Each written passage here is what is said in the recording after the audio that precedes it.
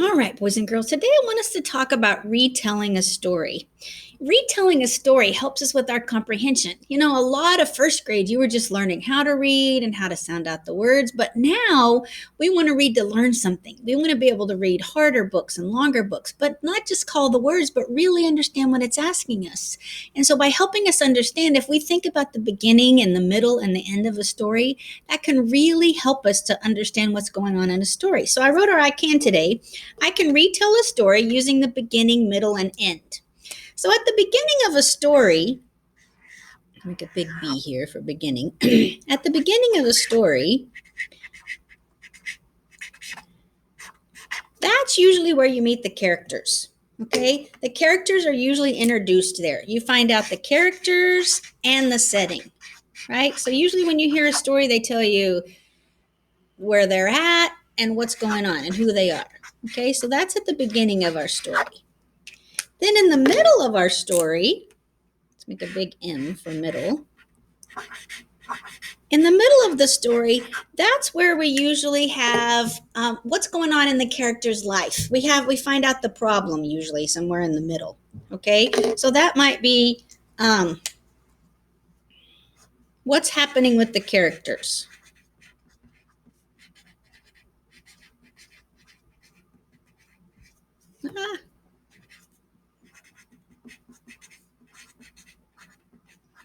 What's happening with the characters or the problem? We usually find out what's going on. Somewhere in there, they've got a problem. And then at the end of our story, the end is usually where the problem is solved. That's where we come up with how we solve the problem. What happened? Okay, so I'm going to say they solved the problem. Problem is resolved. And resolved is another word like solved. How it all ended up. They fixed their problem. So if you can think about when you're retelling a story, that the beginning, the middle, and the end, that can really help you with your comprehension. And you're about to be tested on Raz Kids. And when you're doing that, they're going to ask you to retell the story. And retelling a story isn't just one sentence. There was this girl named Jeannie B. Jones, right? I have to retell the whole story with the beginning and the middle and the end. Okay, so I'm going to read you a story, and I want you to be thinking about the beginning and the middle and the end of the story, and see if you can retell this story to me. Okay, this story is called Pig the Pug, and I love this book. Pig the Pug is really funny. It's called Pig the Pug by Aaron Blabley. This book belongs to Pig. Pig was a pug, and I'm sorry to say he was greedy and selfish in almost every way. He lived in a house with a wiener dog, Trevor. But when was he nice to him? I'll tell you, never. You got some great toys there, poor Trevor would say. But Pig would just grumble, they're mine, go away. But it might be more fun, Trevor said to Pig, if we both played together. Well, Pig flipped his wig. No, they are mine. Didn't you hear? Only mine. You keep your paws off them. They're mine, mine, mine. I know what your game is. You want me to share, but I'll never do that. I won't, and I swear.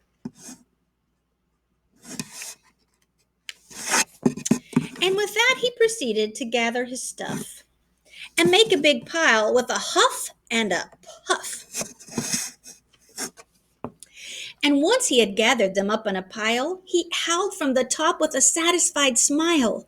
There, shouted Pig. Now won't you get my loot? It's mine, mine, mine, mine, mine. So why don't you scoot? There's Pig all piled on top of all of his things. But just at that moment, poor Trevor did see the pile was wobbling. Oh, dear me. Watch out up there, good Trevor did cry. But the shame of it was, well, pugs cannot fly.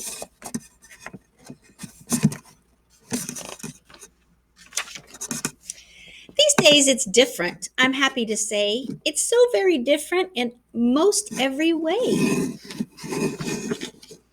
Yes, Pig shares his toys now, and Trevor's his friend, and they both play together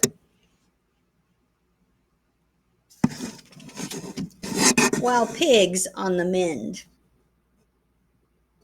Let's go back and think about our story with Pig the Pug, and let's think about it for beginning, middle, and end. Okay, so at the beginning of my story, I could say Pig was greedy and selfish, right? Pig was greedy and selfish. And Trevor just wanted to play, right?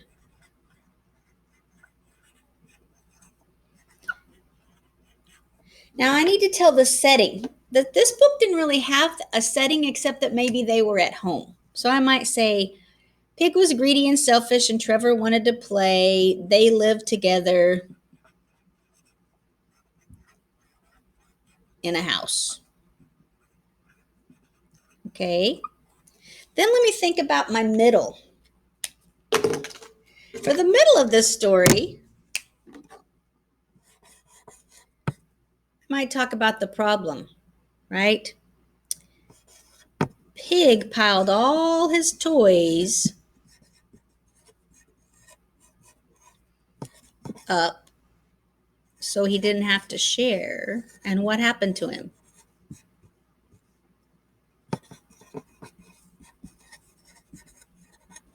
And he fell out the window.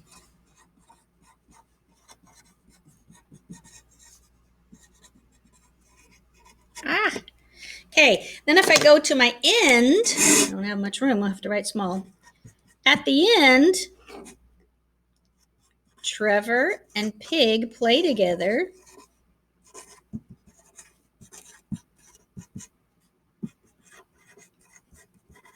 Why? Because Pig's all bandaged up, right? He can't be selfish. Because Pig is all bandaged up.